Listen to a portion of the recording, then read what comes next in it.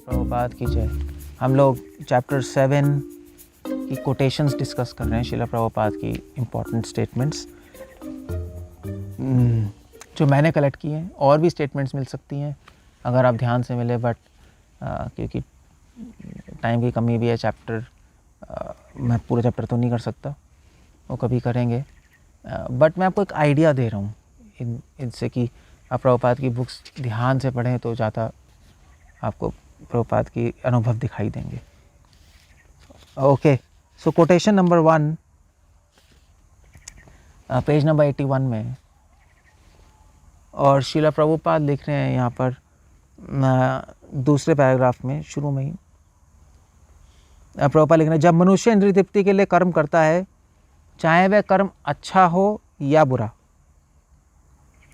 तो वह कर्म उसे बांध लेता है। लेकिन यदि वह जब कृष्ण के लिए कर्म करता है, यज्ञातात कर्मणो, तो वह मुक्त हो जाएगा, चाहे उसका कर्म कैसा ही हो। इंटरेस्टिंग नहीं? मतलब ये तो फेमस वर्स है, यज्ञार्थात कर्मण्य नत्र लोकोयम कर्म बंधना। मगर शिला प्रभुपाद की इनसाइट बहुत अच्छी। शिला प्रभुपाद लिख रहे हैं, चाहे कोई कर्म करेगा, चाहे वो अच्छा हो या बुरा हो। अब बुरा कर्म तो हमें पता है बांधता है पापों में, मगर अच्छा कर्म भी बंधन देगा अगर वो अपने लिए किया जाए। शिला प्रभुपाद बहुत इंपॉर्टेंट पॉइंट रेस कर रहे हैं। कृष्ण भावना अमृत उपहार से क्या होगा? हम ये सीख जाएंगे कि अपने लिए काम नहीं करना, कृष्ण के लिए करना। तो अपने आप हम अच्छे बुरे कर्म के चक्कर से बाहर निकल जाएंगे। अगर बुरा कर्म में पापों में फंसाता है, तो अच्छा कर्म पुण्य में फंसाता है। बुरा कर्म अगर हमें द्वेष में फंसाता है, तो अच्छा कर्म हमें राग में फंसाता है, और इस राग द्वेष के चक्कर में हम फिर जन्म मृत्यु के चक्कर में फंस जाते हैं। सो ये और अच्छी इंसाइट है शिला प्रभुपाद की, आपको पता होगा। बट जिस तरह शिला प्रभुपाद ने यहाँ पे लिखा है, बहुत इंटरेस्टिंग मैनर में लिखा है। Okay, quotation number 2, 82 page number, paragraph का बिल्कुल एंड ही है। कृष्ण भावना अमृत का दर्शन यह मानता है कि संसार मिथ्या नहीं अपितु अस्थाई है। ये तो आपको पता होगा। प्रभुपाद लिख रहे हैं, कृष्ण भावना अमृत के अनुसार ये मिथ्या नहीं है। मायावादी तो मिथ्या कहते हैं, मतलब है ही नहीं, ये टेबल नहीं है, मैं नहीं हूँ, कैमरा नहीं है, हमें लग रहा है। मगर कृष्णा कॉन्शियस क्या कहती है कि मिथ्या नहीं है, अस्थाई है, ये अशाश्वतम भगवान ने बोला है। ये हम सबको पता है, मगर जो प्रभुपाद इसके बाद लिख रहे हैं वो बहुत इंटरेस्टिंग है। पर लिख रहे हैं, ईश्वर ने जगत बनाया है और ईश्वर सत्य हैं, अतएव उनकी सृष्टि किस तरह मिथ्या हो सकती है। शिला प्रभुपाद बहुत इंटरेस्टिंग आर्गुमेंट ला रहे हैं जो वैष्णव आचार्यों ने दिया है, पूर्ववर्ती आचार्यों ने, कि भाई अब मायावादी कहते हैं मिथ्या है, हम कहते हैं मिथ्या नहीं सत्य है मगर अस्थाई है। अब वो कहेगा आप कैसे कह सकते हो? तो प्रभुपाद आर्गुमेंट रेस कर रहे हैं कि अगर ईश्वर सत्य है तो उनकी सृष्टि कैसे मिथ्या हो सकती है? जैसा बीज होगा वैसे ही तो पेड़ होगा, सत्य से सत्य ही तो आएगा, सत्य से मिथ्या नहीं आता। तो क्योंकि वो प्रभुपाद, अब आप कह सकते हो वेल ये क्या मतलब है, भगवान सत्य हैं, ये तो ये पूरा संसार तो भगवान का जादू है, ये भी तो होता है। जादूगर तो मतलब दिखाता है कुछ मगर होता नहीं है, तो ऐसे ही भगवान जादूगर हैं और ये सब जादू है, असली में कुछ है नहीं, मायावादी कहते हैं। बट नहीं, आप ऐसा नहीं कह सकते, क्योंकि शिला प्रभुपाद इसके आगे लिख रहे हैं, क्योंकि यह ईश्वर की सृष्टि है और ईश्वर परम सत्य है, अतएव यह सृष्टि भी सत्य है। बहुत इंपॉर्टेंट लाइन है। मध्वाचार्य इस पे कमेंट कर रहे हैं कि इस सृष्टि को मिथ्या बोलना भगवान के प्रति अपराध है, क्योंकि भगवान ने सृष्टि एक पर्पस के लिए बनाई है। जादूगर जादू दिखाता है एंटरटेनमेंट के लिए, है नहीं, कोई पर्पस थोड़ा ना होता है, एंटरटेनमेंट होता है। तो आप कहना चाहते हो कि भगवान ने क्या एंटरटेनमेंट के लिए बना रखा है ऐसा? मायावादी कहेंगे हाँ, अगर एंटरटेनमेंट के लिए है तो जब किसी का कोई पर्पस ही नहीं है तो फिर तो धर्म का भी कोई पॉइंट ही नहीं है, फिर तो धर्म भी बेकार हो गए। जब खेल ही है, एंटरटेनमेंट ही है, जब कुछ है ही नहीं तो कुछ भी करो, मारो पीटो कुछ भी, तो फिर मायावादी इतना धर्म की क्यों बात करते रहते हैं? बल्कि धर्म की बात वो ज़्यादा करते हैं हमसे, है नहीं? तो शंकराचार्य हैं धर्म विश्व धर्म, हाँ भैया आपके यहाँ से तो सब मिथ्या ही है, तो धर्म क्या है फिर? सो वहाँ पे वो फंस जाते हैं। तो ये कहना कि ये मिथ्या है, ये अपराध है। जैसे मान लीजिए अगर कोई पेंटर है, तो पेंटर ने बहुत अच्छी पेंटिंग बनाई, आपको दिखा रहा है पेंटिंग, आप कहो अरे तो मिथ्या है, पेंटर कहेगा यार इतनी जान लगा के बनाई है, उन्हें मिथ्या कह दी। तो ये बहुत इंटरेस्टिंग पॉइंट है, वो कह रहे हैं अपराध है, ईश्वर की सृष्टि है, ईश्वर की कृति को आप मिथ्या कह रहे हो। ईश्वर की कृति जो कि इतनी महान है, इतनी कॉम्प्लेक्स है और इतनी सुंदर है, उसको मिथ्या कह रहे हो, तो भगवान की बेइज्जती है। और इसका पर्पस भी है एक, तभी इसलिए धर्म है। इसलिए प्रभुपाद कह रहे हैं क्योंकि ईश्वर की सृष्टि है, ईश्वर परम सत्य है, अतएव ये सृष्टि भी सत्य है। बहुत इंपॉर्टेंट पॉइंट प्रभुपाद रेस कर रहे हैं और बहुत अच्छा आर्ग्यूमेंट रेस कर रहे हैं मायावादियों को हराने के लिए। अगर वो कहे मिथ्या है तो हम बता सकते हैं नहीं। इसमें एक और पॉइंट है, शिला प्रभुपाद लिख रहे हैं, जो पॉइंट ला रहे हैं कि हर शास्त्रों में कारण और कार्य की बात आती है। जैसे एग्जांपल दिया आता है बीज, तो बीज कारण है और कार्य क्या है, इफेक्ट क्या है, पेड़। तो बीज सत्य है तो इसलिए पेड़ भी सत्य है, जो उसका कारण है, जो उसका कार्य है नहीं? तो उसी प्रकार ईश्वर कारण है संसार के, और सिर्फ निमित्त कारण ही है, उपादान कारण भी है। ये बहुत इंपॉर्टेंट है ये इस आर्ग्यूमेंट को समझने के लिए।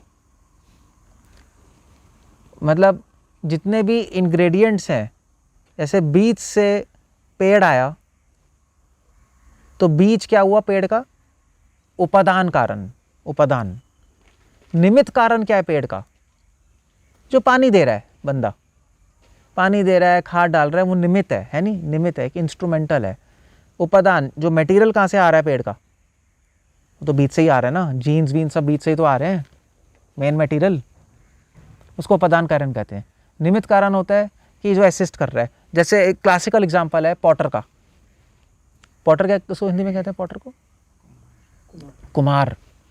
तो कुम्हार घड़ा बनाता है, तो घड़े का कारण क्या है, अब आपको पूछो घड़े का कारण क्या है?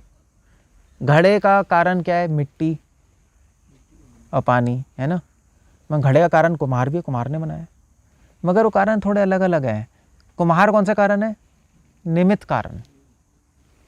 मिट्टी पानी क्या है, कौन सा कारण है, उपादान कारण। भगवान क्या है, सृष्टि के दोनों कारण है, उपादान और निमित्त। तो अगर भगवान सत्य हैं तो ये संसार भी सत्य होना चाहिए। बीज सत्य है तो पेड़ सत्य है, ऐसी प्रकार भगवान सत्य हैं तो संसार सत्य, क्योंकि भगवान निमित्तान उपादान निमित्त कारण है। बहुत इंपॉर्टेंट पॉइंट शिला प्रभुपाद ने उठाया, बहुत सिंपल शब्दों में बता दिया, बट सोचने वाले पॉइंट है। ओके, अब कोटेशन हम चल रहे हैं 84 page number, second paragraph, first line. जब तक हम ऐसे गर्वित अहंकारपूर्ण दावे नहीं करते तब तक हम मुक्त हैं। शिला प्रभुपाद मुक्ति की परिभाषा बता रहे हैं। प्रभुपाद कह रहे हैं कि जब तक हम ऐसे दावे नहीं करते, तो कैसे दावे, कि सब कुछ मेरा है, भगवान नहीं है। जिस दिन ये दावा आपके मन से, आपके अंतरात्मा से खत्म हो जाएगा कि मेरा सब कुछ है, सब कुछ भगवान का, उनकी वो स्वामी है, मेरा शरीर, मेरा जीवन, मेरी आत्मा भी, उस दिन आप मुक्त हो बस। तो प्रभुपाद लिख रहे हैं इस पैराग्राफ में बाद में, मुक्त होना बहुत सिंपल है, आप मान लो आपका कुछ नहीं है। बट प्रॉब्लम है माने कैसे, कैसे माने, उसके लिए प्रभुपाद कह रहे हैं ट्रेनिंग चाहिए। और मुक्ति की बहुत अच्छी परिभाषा बता रहे हैं प्रभुपाद। मतलब प्रभुपाद बताना चाहते हैं कि मुक्ति कोई जादू नहीं है कि गुरु ने हाथ रखा, आपके ही करंट लगा और मुक्ति मिल गई। ट्रेनिंग है, आपको ट्रेनिंग लेनी पड़ेगी सीखने के लिए। मेरा कुछ नहीं, सब भगवान का है। जिस दिन आप 100% कन्विंस हो जाओगे तो बस आप मुक्त हो गए, उसको मुक्त अवस्था बोलते हैं। सिंपल हो गया। कोटेशन 4, 85 पेज नंबर, पैराग्राफ के शुरू में ही है। प्रभुपाद यहाँ पे मुक्ति का अर्थ और एक्सप्लेन कर रहे हैं। अब बहुत इंटरेस्टिंग लाइन है, आप सुनो। मुक्ति का अर्थ है समस्त मिथ्या धारणाओं से छुटकारा। ठीक है, मुक्ति का अर्थ है समस्त मिथ्या धारणाओं से छुटकारा। मिथ्या धारणा क्या है? मिथ्या धारणा ये है कि सब कुछ मेरा है, मैं स्वतंत्र हूं, भगवान का नहीं। प्रभुपाद लिख रहे हैं ऐसा नहीं है कि मुक्ति के बाद मनुष्य के 10 हाथ हो जाते हैं। मायावादी सोचते हैं मुक्ति के बाद उनके शरीर से रोशनी निकलने लगेगी, है नहीं, होता नहीं है। पीछे पीछे वो नहीं बनाते सर्कल, बुद्धा के पीछे भी पूरा लाइट का सर्कल बना पड़ता है। ऐसा नहीं 10 हाथ हो जाएंगे, लाइट निकलने लगेगी, ऐसा कुछ नहीं है। उसकी धारणा चेंज हो गई, बस वो मुक्त हो गया। मुक्त मतलब गलत धारणाओं से मुक्ति। मैं शरीर हूँ, गलत धारणा। कुछ मेरा है, गलत धारणा। भगवान नहीं है, गलत धारणा। बस ऐसे मुक्त हो गया, मुक्त हो गया, दैट्स ऑल। तो इसके लिए नॉलेज चाहिए, ट्रेनिंग चाहिए, बस काम खत्म हो गया, that's all, finish. Okay, quotation number 5 या 6? हाँ 5, कोटेशन नंबर 5। श्रील प्रभुपाद लिख रहे हैं 87 पेज नंबर पे। प्रभुपाद लिख रहे हैं वह समाज को सबसे बड़ा उपहार प्रदान करता है क्योंकि समाज को ईश्वर की चेतना की नितांत आवश्यकता है। मैं बता चुका हूँ पिछले में कि वैष्णव समाज को क्या देता है। इसमें डिस्कशन बहुत चाहिए क्योंकि प्रभुपाद लिख रहे हैं वैष्णव समाज को सबसे बड़ा उपहार प्रदान करता है कृष्ण भावना अमृत। अब जो स्पिरिचुअल इंस्टीट्यूशंस में समाज सेवा कर रहे हैं, नहीं, खिला रहे हैं गरीबों को, कंबल बांट रहे हैं, गर्भवती स्त्री की मदद कर रहे हैं, पता नहीं क्या कर रहे हैं, मदद मगर कर रहे हैं, बूढ़े लोगों के लिए ओल्ड एज होम खोल रहे हैं, ये क्या है? ये देने नहीं आए हम। योगा सिखा रहे हैं भक्ति के नाम पे। वो कह रहे हैं हमारे पास वो हमारा अपनी चीज़ है ना, उपहार कृष्ण भावना अमृत, हम तो ये देने आए हैं। हमें वो जिसको जो करना है वो करे अपना काम, भाई हमने जो अपना काम करना है अपना काम करें। पराधर्मा भयावह, दूसरे का काम करना बहुत भयानक स्थिति में ले आता है अपने आप को। श्री प्रभुपाद क्लियर लिख रहे हैं वैष्णव ये देता है, दैट्स ऑल।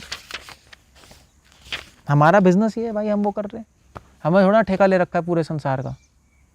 ठीक है, जो कंबल बांट रहा है ओके गुड, आप बांटो, हमें क्या है, अब दवाएं बांट रहे बांटो, हम नहीं करेंगे, हमारा काम कुछ और है, दैट्स ऑल। मतलब अब आप डॉक्टर के पास जाके कहो कि यार तू कंबल क्यों नहीं बांट रहा, तू इंजेक्शन ही क्यों लगाता रहता है? कहेगा भाई मेरा काम इंजेक्शन लगाना है, दवाई देना है, दैट्स ऑल। हमारा काम है उपहार देना। कोटेशन नंबर, आखिरी कोटेशन है, कोटेशन नंबर कौन सी है? 6।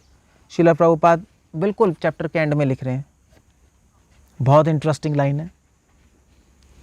प्रभुपाद लिख रहे हैं 97 पेज पे, आखिरी है, बिल्कुल आखिरी, बिल्कुल एंड। प्रभुपाद लिख रहे हैं इसी प्रकार बिना आध्यात्मिक शरीर के कोई आध्यात्मिक जगत में प्रवेश नहीं कर सकता। श्रील प्रभुपाद एग्जाम्पल दे रहे हैं जैसे अग्नि में प्रवेश करने के लिए अग्नि जैसा शरीर चाहिए, उसी प्रकार आध्यात्मिक शरीर, बिना आध्यात्मिक शरीर के कोई भी आध्यात्मिक जगत में प्रवेश नहीं कर सकता। Beautiful line. ये भौतिक शरीर क्या है हमारा? ये भौतिक शरीर हमारी वासना का ही एक पिंड है। आध्यात्मिक शरीर क्या है? हमारी सेवा प्रवृत्ति का पिंड है, बस। सेवा भावनाओं का जो रूप है वो आध्यात्मिक शरीर है, भोग वासनाओं का जो रूप है वो भौतिक शरीर है, बस। तो ऑफ कोर्स अब बिना सेवा भावना के तो अब स्पिरिचुअल वर्ल्ड जा नहीं सकते। तो आध्यात्मिक जगत में जाने के लिए आध्यात्मिक शरीर मिलेगा। आध्यात्मिक शरीर मतलब जिसमें केवल सेवा भावनाएं, भोग वासना उस शरीर में नहीं होती। और प्रभुपाद आगे लिख रहे हैं आध्यात्मिक शरीर होने पर गोपियों तथा गोपों के समान कृष्ण के साथ रास नृत्य में नृत्य किया जा सकता है। छोटी किताब में लिख रहे हैं प्रभुपाद रासलीला। आध्यात्मिक शरीर मिल जाएगा तो क्या करोगे वहाँ जाके? भगवान का डांस कर सकते हो। जितने भी ट्रेडिशंस है ना, थीस्टिक ट्रेडिशंस, स्पेशली जो मिस्टिक ट्रेडिशन है थीस्टिक ट्रेडिशंस में, ये सूफी हो गया, कबला हो गया जीव में, वो सब लोग यही कहते हैं you can dance with God. वो यही कहते हैं, हम भी कह रहे हैं।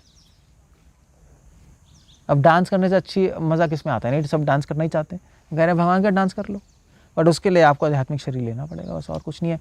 तो ये कृष्ण भावना अमृत का 10वां फ़ायदा है। मैंने पिछले लेक्चर में 9 फ़ायदे बताए थे, ये 10वां फ़ायदा है कि भगवान का डांस कर सकते हो, आपको अपना एक स्पिरिचुअल फॉर्म मिल जाएगा। ये हमारा लक्ष्य है। हमारा लक्ष्य नहीं है कि चैंटिंग में थोड़ा सा आनंद आ जाए बस, आज चैंटिंग बहुत अच्छी, क्यों, बड़ा आनंद आया, बस खत्म। हमारा लक्ष्य है कि हम अपना आध्यात्मिक शरीर जागरूक कर लें कृष्ण भावना अमृत से। भक्ति संत सरस्वती ठाकुर कहते थे कि जब आप प्योर हो जाओगे, जब प्योरली चैंटिंग करोगे, तो you will automatically slip in your spiritual form. Hare Krishna बोलते ही आपका आध्यात्मिक शरीर आपको अंदर पता लग जाएगा, तो शुद्ध नाम होगा और फिर नृत्य कर सकते हो आप भगवान के धाम जाकर। बाद में जो कृष्ण के प्रेम से शुद्ध हो चुके हैं वह ही इसमें भाग ले सकते हैं। हो गया। तो कृष्ण भावना अमृत हमें कृष्ण प्रेम ही नहीं देगा, मगर कृष्ण प्रेम के बाद आध्यात्मिक शरीर भी दे देगा, और उस आध्यात्मिक शरीर के साथ हमें आध्यात्मिक जगत में ले जाके भगवान के नृत्य में शामिल कर देगा, गोपियों के सेवक के रूप में। फिनिश हो गया खेल। बस एक अनुपम उपहार, अच्छा उपहार है, नहीं सबसे अच्छा उपहार है कृष्ण भावना। सारी प्रॉब्लम्स एक झटके में सॉल्व। ना रहेगा बांस, ना बजेगी बांसुरी। हरे कृष्ण। शीला प्रभुपाद की जय।